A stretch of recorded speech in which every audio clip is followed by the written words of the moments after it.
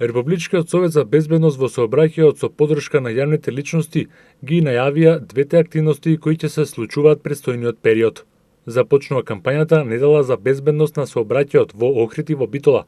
Пораката е "Го сакам градот безбеден". Во Република Македонија во просек годишно околу 160 лица го губат животот во сообраќајни незгоди, а околу 6000 лица се тешко повредени.